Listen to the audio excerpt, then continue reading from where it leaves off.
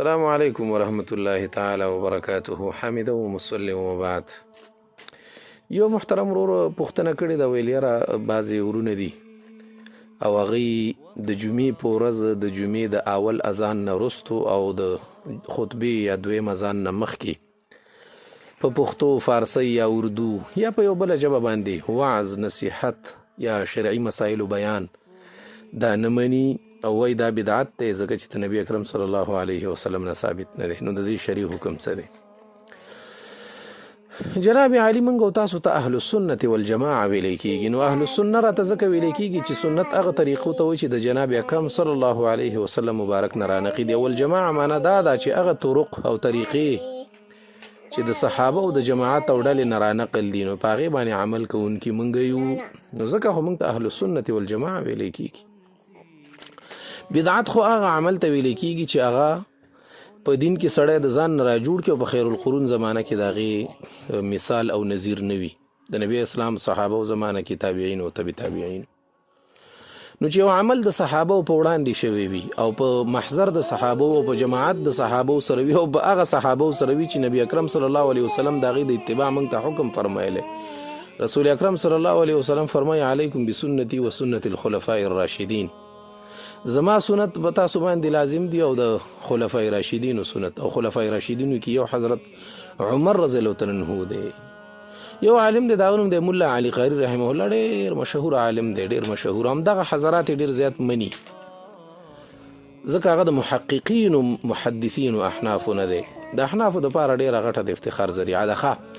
هغه یو کتاب لیکلی الموضوعات الکبرا، د هغې په مقدمه کې باقاعده طور سره هغه د شپږو صحابو نه دا عمل ثابت کړی دی.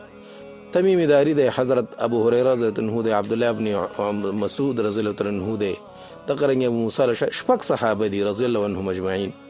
تمیم داری رضی الله عنه باقاعده طور سره د حضرت عمر رضی الله عنه اجازه وغوښته، وایي زه به دا دغه کوم هغې ویل ښه صحیح دی، حکم یې ورته وکړ دوی ته امر بالمعروف ما امرهم الله ونهاهم، چې کوم الله تبارک وتعالی په کوم څیز باندې دوی ته امر کړی حق ورته بیانوه، او چې د کوم څیز نه دوی منع کړي دي هغه ورته بیانوه. باقاعده طور سره د جمعې د اذان نه وروستو او دا چې کومې دوه عربي خطبې دي د دې نه وړاندې به تمیم داري باقاعده طور سره صحابو ته وعظ کو، نصیحت به کو، مسایلو بیان به ورته کو. دقرنګ ابو هریره رضی الله عنه باقاعده طور سره دا عمل ته ثابت دی او په محضر د صحابو دی او د یو خلیفة الراشد دی، داسې یو خلیفه چې هغه د راشدینو او مهدیینو نه دی، باقاعده طور سره د هغو نه ثابت عمل دی.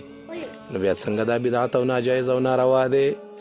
د دغه رنګ عمل چې هغه د صحابه په محضر باندې شوی وي او د حضرت عمر رضی الله عنه په دور خلافت کې شوی وي او هغې ته سړی بدعت وایي، نو یا خو به دا کس لیونی وي او یا به خالص قمقل او بېلکی وي. صحیح دی. نور دا مسله ډېره زیاته مزیداره ښکلې اعلی دا فتاوا دارالعلوم زکریا حل کړې، هر قسمه حوالې پکې شته. فتاوا دارالعلوم زکریا دویم جلد دی، 515 نمبر صفحه ده، نماز جمعه کا بیان.